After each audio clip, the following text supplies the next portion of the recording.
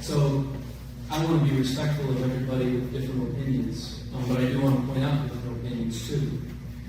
We should not look at what the state sends us when it's in regards to health standards. They do not have the authority to send us health standards. They have the authority to send us 4 curriculums, which is math, science, social studies, and English.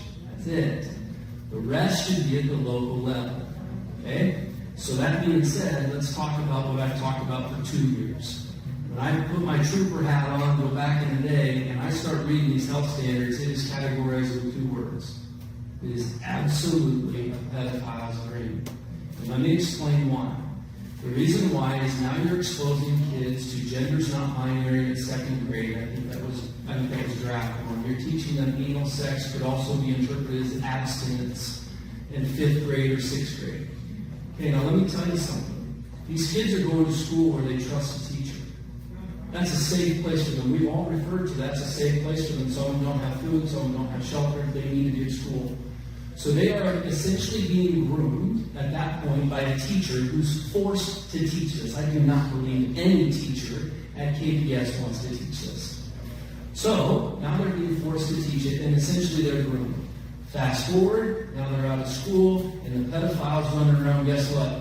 The grooming process is all sped up. It's all been done. They wouldn't have taught you this in school if it wasn't safe. They wouldn't have taught you this in school if it wasn't the right thing to do. Now all of a sudden we've got a big problem. Okay? So let's keep going on with this. Here's how you unite the sides. We don't have time to teach it. College is expensive. We don't have that many students getting national scholarships or big scholarships at the University of Nebraska full rides or University of Nebraska Carnegie full rides. And a vagina and a penis conversation is not going to get them a full ride. We need to be teaching the subjects to encourage our kids to learn, and now school is affordable because they got the scholarship, because we focused on the things that we were supposed to, not what the State Board of Education wants. Last thing, I believe the reason the letter wasn't wrote, and I have been in front of Kearney Public School Board, I've talked with Dr. Edwards, I believe the reason there's not a letter to the State Board of Education is because one incumbent who's not here supports it.